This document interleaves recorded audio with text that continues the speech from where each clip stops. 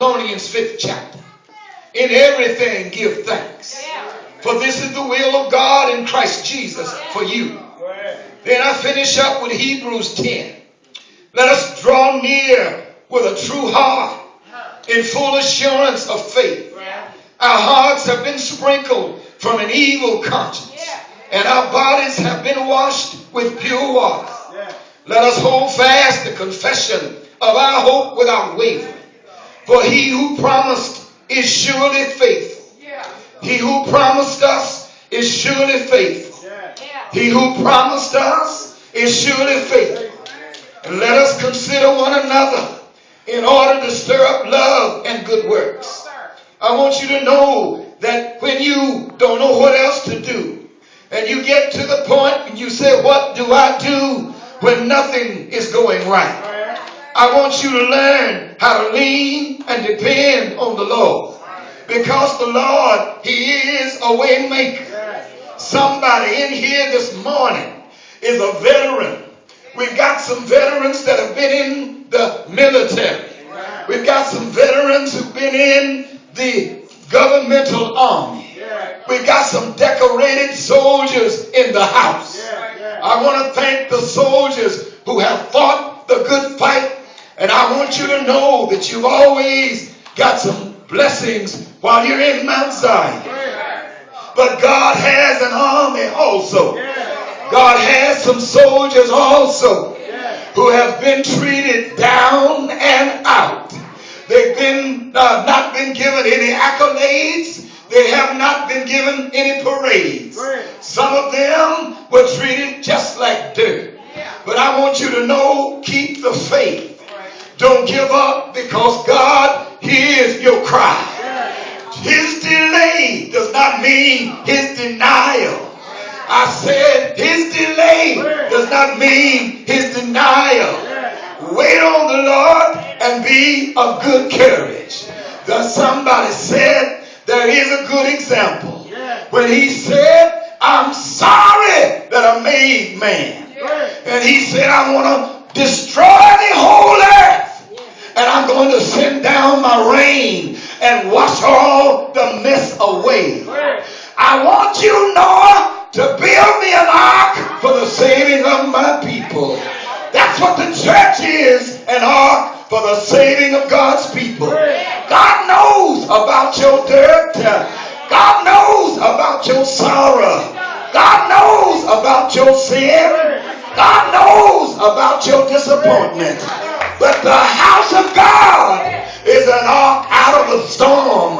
It will carry you to safety if you just stay in the ship. Stay in the ship. Stay in the ship. I can see Noah when he said, what do you want me to do? He said, tell me what you want me to do. Tell me what you want me to do. Tell me where you want me to go. Tell me where you want me to go.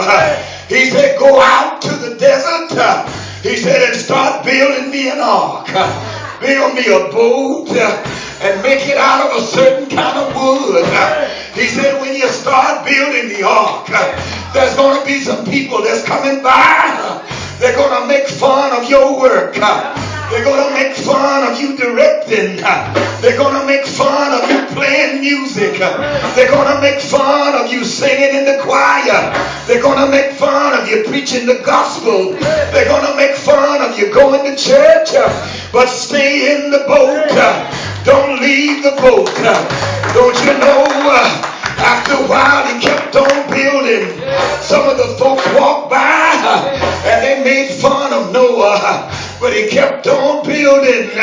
Some of you walking around, even in school, I want you to clothe yourself.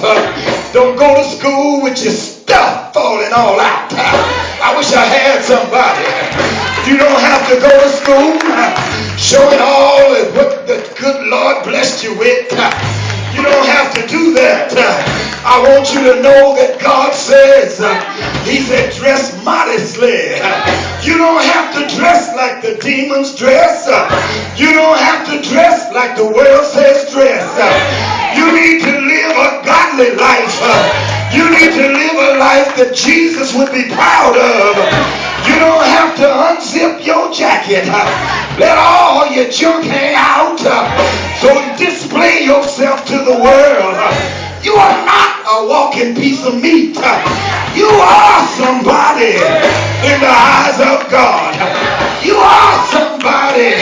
Jesus said you are the apple of my eye. I died for you. I'd do it again if I had to. I gave my blood for you. I gave my everything for you. You need to raise your head and walk tall in the schoolhouse. You need to walk so that the others can see that my life is a testimony. I want you to understand that you don't have to drop your drawers. You don't have to wear your pants way down beneath your whatchamacallit. I wish I had somebody. You ain't got to grab your stuff and walk down the street. I wish I had somebody. You don't have to grab your crotch and walk down the street with your pants hanging down below your whatchamacallit. You are a child of God. You are a prince. You are a king. Do not dress like the devil. You are somebody. What do I do when I don't know what to do? Pray and tell the Lord, make me strong where I'm weak. Build me up where I've been torn down. I am yours, Lord. I'm yours, Lord. Try me and see I can be completely yours.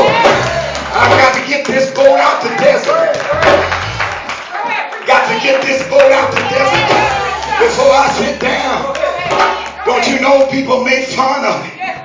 But he didn't stop. And everybody said, you said that God was going to send down a rain. And it's been already 30 years.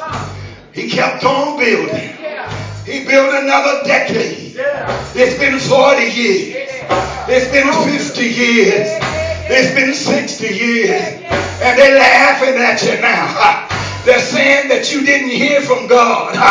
But God's delay is not God's denial. Just because it seems like he's not coming when you want him, don't you give up believing. Don't you give up believing, because said God, I will suspend time.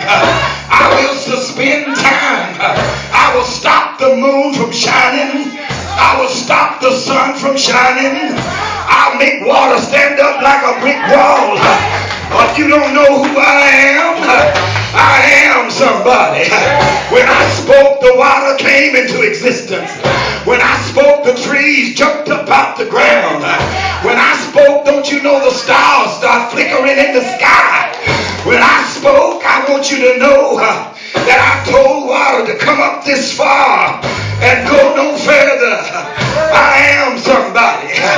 God says when I got lonely, I reached down in the dust and I picked up some dirt and I made me a man.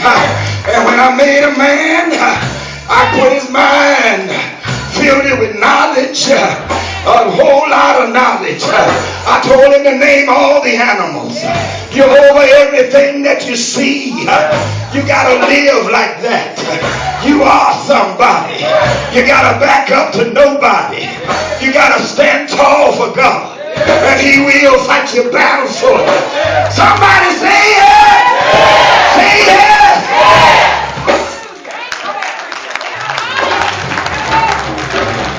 I gotta get this boat out the desert. This boat is still in the desert.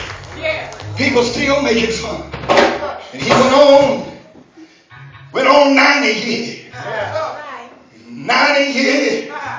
95. What are we going to do now? This old preacher still out there working on the boat. The boat is built and he walking around and looking at it. He said, God, I've done what you told me to do. And now the boat is built. The ark is made, and now I'm just waiting on you. Over 100 years passed.